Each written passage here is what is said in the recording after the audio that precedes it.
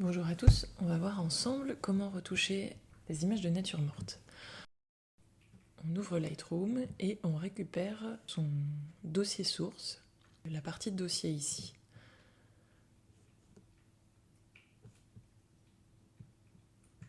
Donc le mien, typiquement, il est dans le dossier nature morte. Le voilà. Donc ici, vous avez l'ensemble des photos que j'ai réalisées, des premières photos avec les premiers positionnements, les tests, et ensuite les photos additionnelles. Donc ce qu'on va faire, c'est qu'on va créer une collection qui va nous permettre d'isoler l'ensemble de cette série-là.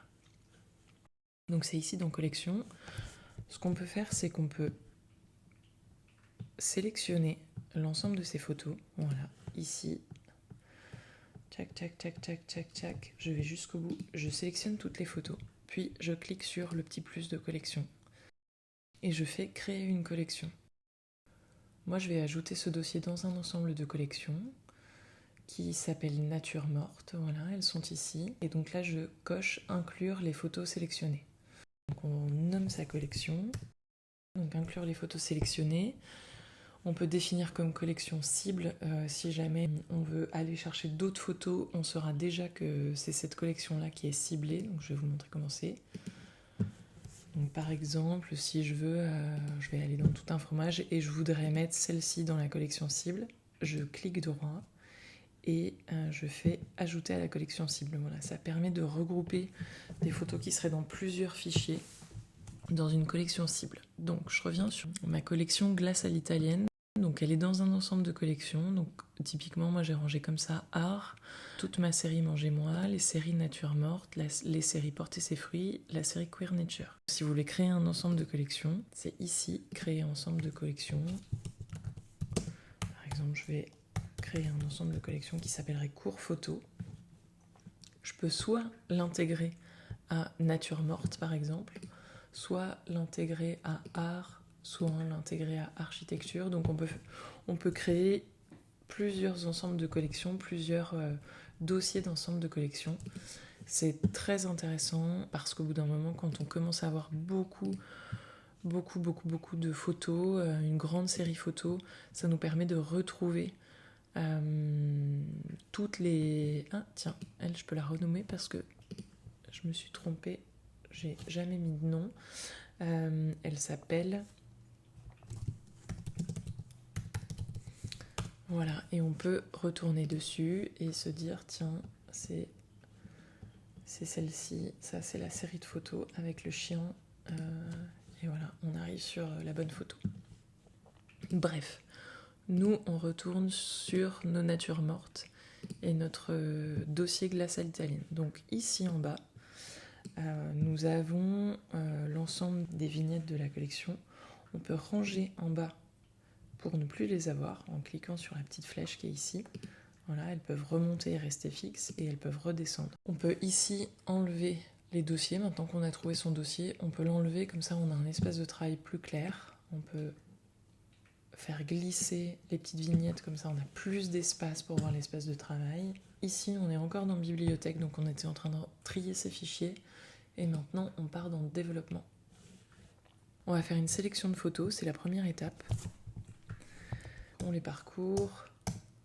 Donc vraiment toutes celles-ci qui sont des tests de mise en place, on sait qu'on ne va pas s'en servir, d'abord parce qu'il n'y a pas tous les éléments, que c'est quand même un joli bazar. Donc là on commence à avoir les éléments qui arrivent.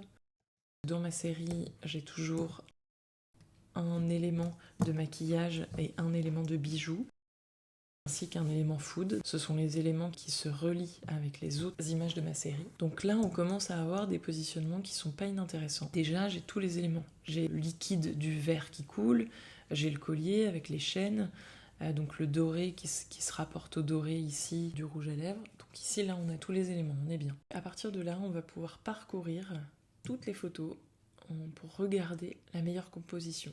Alors par exemple ici, je suis assez satisfaite de la composition du verre avec le rouge à lèvres et le pic de la glace à l'italienne, mais cet endroit-là, ici, ne me convient pas trop parce que le tombé de la chaîne est pas vraiment très joli. Donc je vais continuer à regarder. Alors ici, ce que j'aime dans celui-là, c'est que...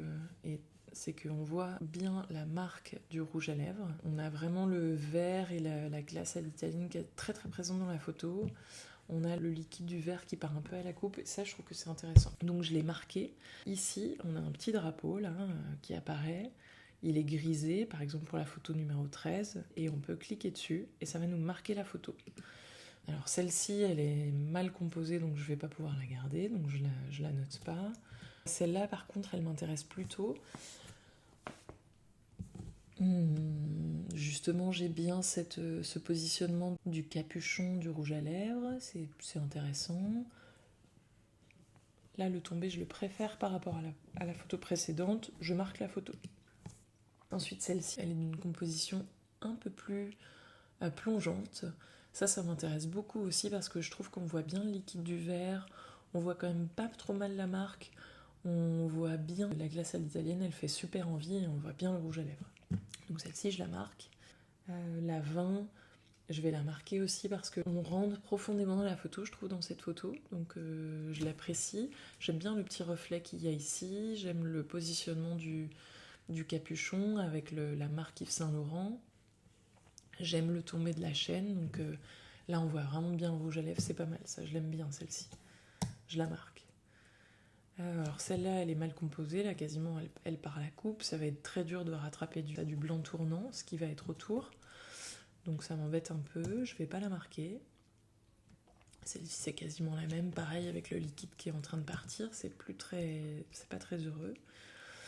Celle-là c'est à peu près la même, mais il y a juste une petite différence de plongée, je vais la marquer et comme ça après je pourrai les comparer. En fait ce qui est intéressant, quand on les marque avec le drapeau, c'est que ensuite on va pouvoir aller dans filtre ici et on va choisir de ne sélectionner que les photos marquées, ce qui fait qu'on aura les 12 photos qu'on a sélectionnées dans notre série d'une 30aine de photos pour faire une deuxième sélection. Donc là on en était à la 5 que j'aimais bien, donc je vais vous expliquer les autres pourquoi je les ai sélectionnées. Alors celle-ci je la trouve très intéressante parce que je la trouve très spontanée. Ce qui est embêtant c'est que là j'ai laissé le support, j'avais mis une pâte à fixe transparente pour coller le capuchon sur une photo précédente comme celle-ci. Là, elle était collée avec la petite pâte à fixe transparente. Et quand j'ai fait ma photo, j'ai laissé le petit carré. Donc c'est un peu embêtant parce que possiblement en post-prod, ça va être compliqué à enlever. Donc à voir si je vais pouvoir garder ça. En revanche, j'aime beaucoup la chaîne, le tombé du liquide, du coulant, et vraiment la manière dont on plonge dans la glace à l'italienne, je trouve ça très beau. Aussi les reflets sur le fond sont assez légers, ils sont jolis, donc j'aime beaucoup cette composition. Mais cette partie-là est un peu floue, donc cette partie-là avec les chaînes.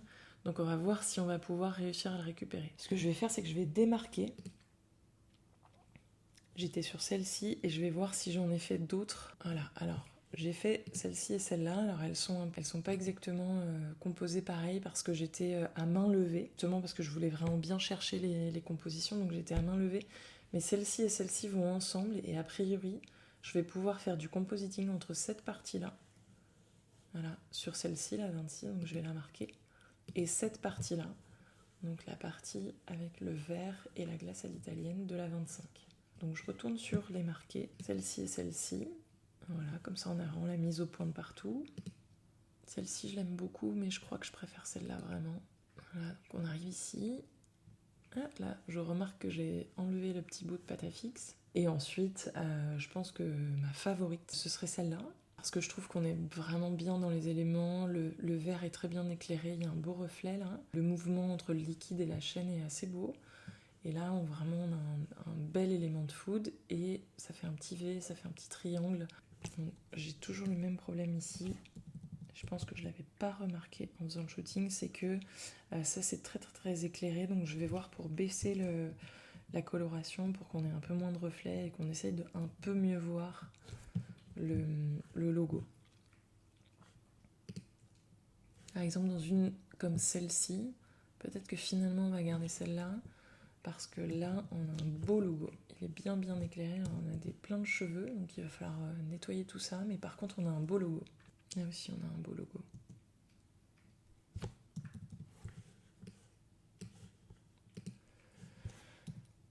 Allez, je vais décider de garder celle-ci. La mise au point est bien partout. Et là, l'éclairage du rouge à lèvres est assez intéressant. On voit très bien la matière. Là, on voit bien la deuxième partie de la glace, donc c'est très bien. Ici, je crois que cet endroit-là, je l'aime pas trop par rapport à une composition comme celle-ci, où on voit pas du tout la tache. Ça, c'est plus intéressant, mais on va quand même garder celle-là. Voilà, je vous donne rendez-vous dans la deuxième partie du cours pour voir les éléments de retouche et les réglages de base.